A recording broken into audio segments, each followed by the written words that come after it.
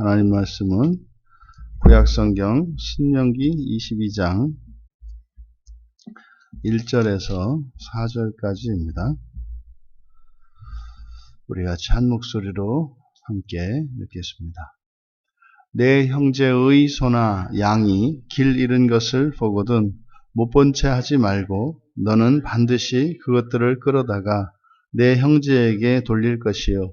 내 형제가 내게서 멀거나 또는 내가 그를 알지 못하거든 그 짐승을 내 집으로 끌고 가서 내 형제가 찾기까지 내게 두었다가 그에게 돌려줄지니 낙이라도 그리하고 의복이라도 그리하고 형제가 잃어버린 어떤 것이든지 내가 얻거든 다 그리하고 못 본 채 하지 말 것이며 내 형제의 낙이나 소가 길에 넘어진 것을 보거든 못 본 채 하지 말고 너는 반드시 형제를 도와 그것들을 일으킬지니라. 아멘.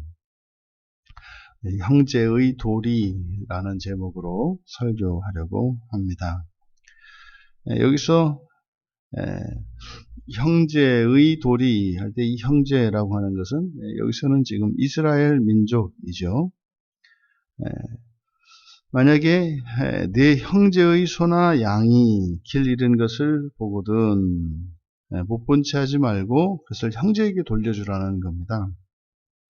그런데 그 형제가 그 소유가 누구의 것인지 알 수 없을 때, 또 누구의 것인지 알지라도 이제 멀리 있을 때, 그때는 이제 맡아두었다가 돌려주라는 거죠.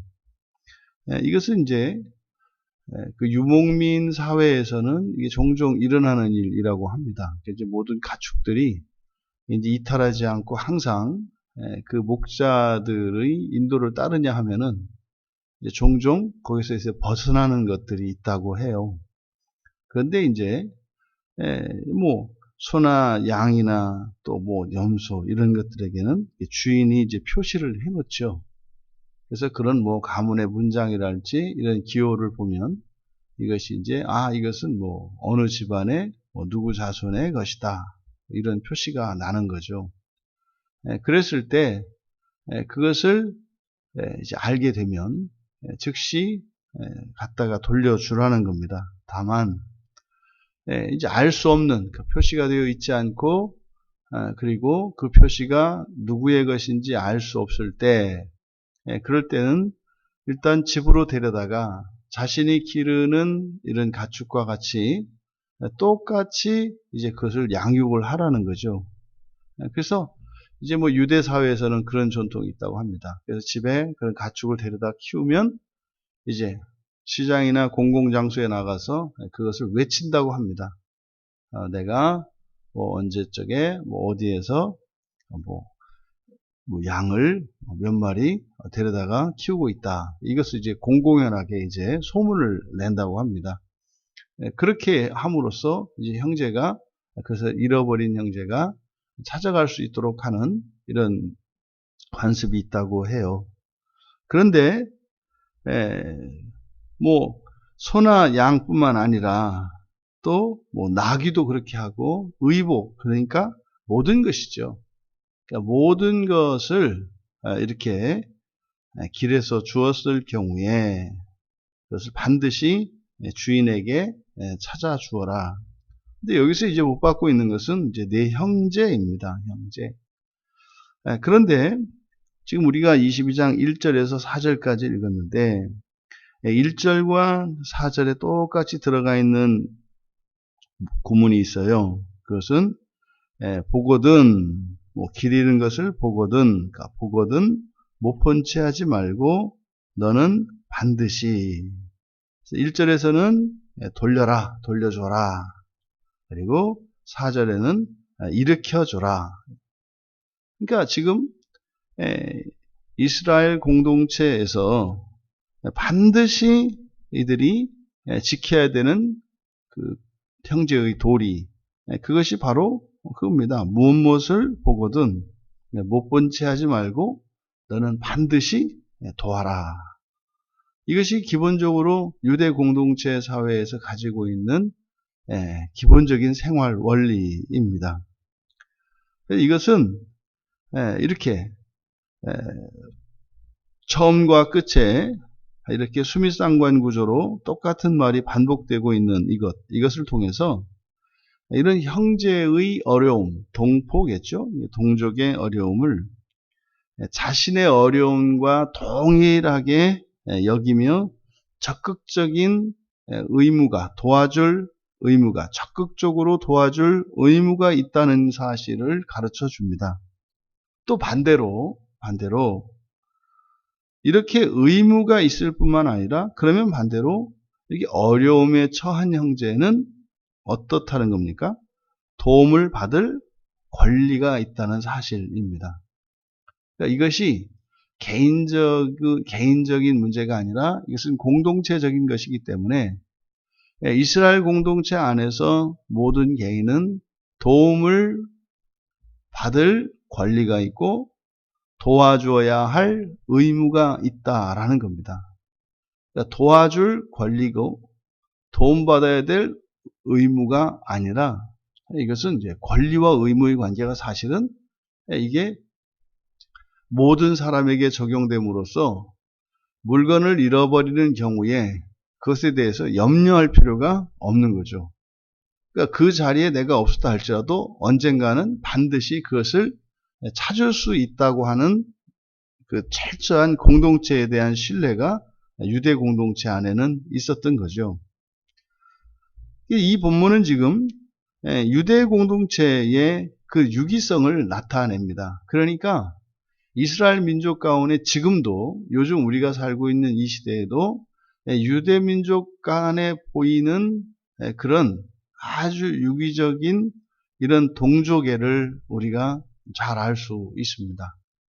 이게 뭐 워낙 이 유대 민족은 실제로 또 예수님 이후 2000년의 기간 동안 거의 모든 곳에서 숱한 박해를 받았고 이런 뭐 사륙을 당하는 이런 일이 있었기 때문에 유대인들끼리는 다른 민족이 가질 수 없는 아주 끈끈한 정과 그 유대 관계를 발견할 수가 있습니다. 그런데 그것의 뿌리는 구약의 율법인 거죠. 그래서 유대 공동체 안에서는 이러한 유기성을 보여줍니다. 그런데 유대 공동체의 특성이 어떤 특성입니까? 첫째로는 혈연의 공동체입니다. 혈연의 공동체입니다. 하지만 유대인들, 유대 공동체의 내부를 들여다보면 실제로 그렇게 혈연 중심적이기는 하지만 혈연이 절대적이지는 않다는 사실을 발견하게 됩니다.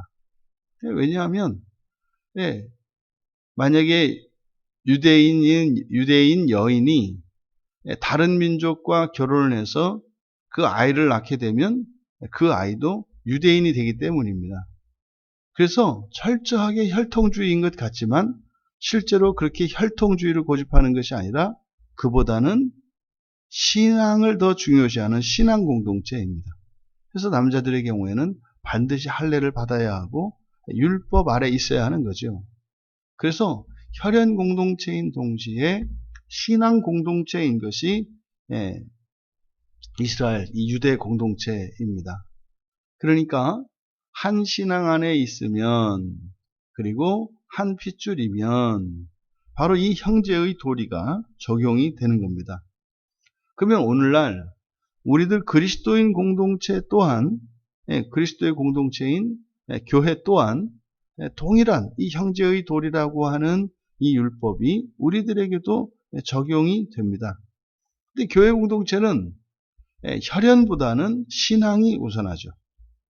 혈연보다는 신앙이 우선합니다. 그리고 실제로 뭐 혈연적으로 뭐 한 가족이 교회 안에 들어옴으로써 또 혈연 공동체가 될 수도 있죠. 근데 혈연 공동체는 사실은 이것은 일부의 사람들에게만 해당하는 것이고 뭐 우리가 쭉 거슬러 올라가서 뭐 우리와 같이 뭐 단군의 자손으로서 반만년의 역사를 유지하고 있는 뭐 이렇게 얘기를 합니다만 실제로 우리나라도 그렇지 않거든요. 이방 민족들과 다른 나라 사람들이 들어와서 이렇게 혼례를 하고 뭐 이렇게 결혼한 경우들이 많고, 실제로 이민족들이 들어와서 이 나라에서 정착을 했었기 때문에 상당히 다양한 피가 섞여 있습니다. 그런데 그보다는 교회 공동체의 더 중요한 특성은 사실은 영적인 생명을 함께 나눈 생명 공동체죠. 그러니까 오히려 혈연은 여러 가지 피가 섞여 있습니다. 하지만 이 교회 공동체의 특성은 거듭난 사람들의 공동체죠. 그러니까 영원한 생명을 가진 자들이라고 하는 공통된 특성이 있습니다. 이것은 단지 지역교회뿐만 아니라 전 세계에 있는 모든 교회가 바로 이 영생이겠죠. 이 영원한 생명을 가지고 있는 영적 공동체라는 것이 교회의 특징입니다. 그래서 이 교회 안에서도 동일하게 이 형제의 도리가 지켜져야 합니다. 도움을 도와주어야 할 의무가 있고 도움을 받아야 할 권리가 있는 거죠. 그런데 예수님께서는 이런 구약의 형제의 도리를 능가하는 말씀을 합니다. 뭐 마태복음 5장 40절의 경우에는 뭐 용서에 관한 가르침입니다만, 우리 원수가 고발을 해서 내 속옷을 뺏으려고 하는 경우, 그런 때는 오히려 겉옷까지 내어주라고 하는, 오히려 이렇게 도움을 요청하는 이들에게는 더 적극적으로 원하는 것 이상으로 도와줄 것을 말씀합니다.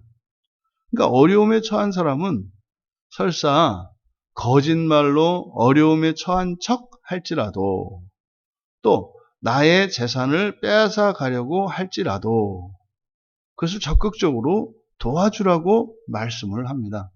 근데 이것은 어디 안에서 일어나는 거라고요? 공동체 안에서 일어나는 일입니다.